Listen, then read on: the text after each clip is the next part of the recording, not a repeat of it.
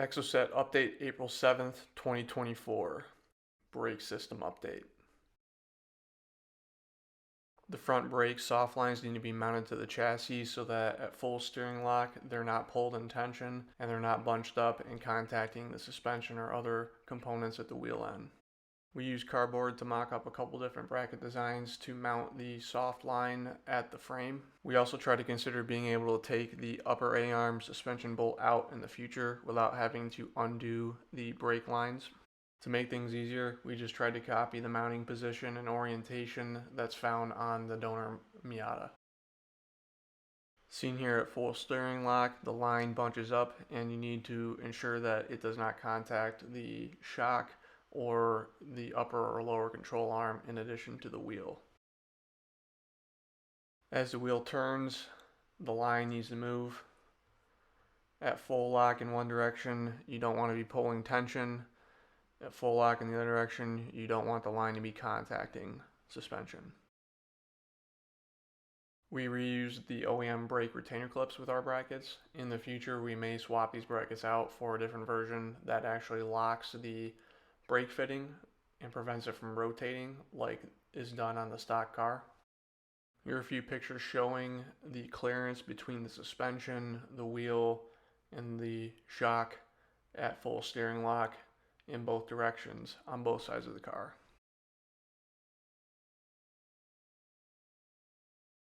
We use coat hangers to mock up the front brake lines. The brake line on the driver's side front is pretty straightforward. Since we didn't want to weld onto the powder coated frame, we used two clamp mounts that are typically for ATVs or side-by-sides to mount things to the frame. The passenger side front brake line had to run along the firewall. It could not cross the rear brake line as well as vacuum lines and the clutch braided line.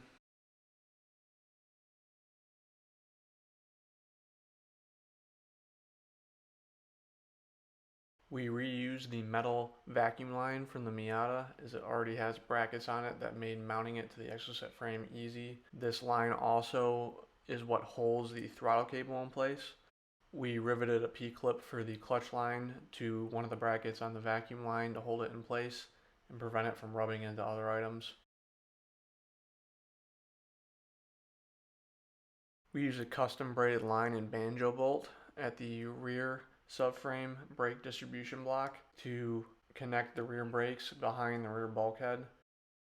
The rear bulkhead is much closer to the rear subframe on the Exocet than it is on a stock Miata, so you cannot run a brake line right into it.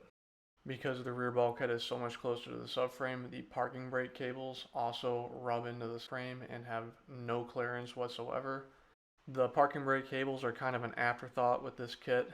They rub into the frame, they're at risk of hitting the driveline and rubbing into other components, and there's just nothing securing them.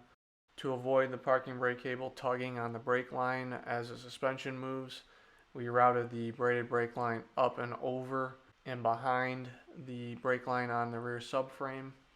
We used the Flying Miata braided brake line kit, and we had to buy thicker crush washers from Napa Auto Parts to get the banjo fitting to work.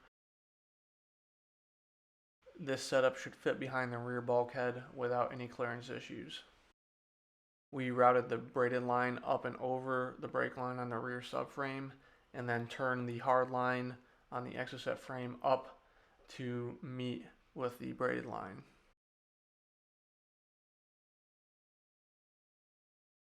And this is what the final rear brake line routing looks like.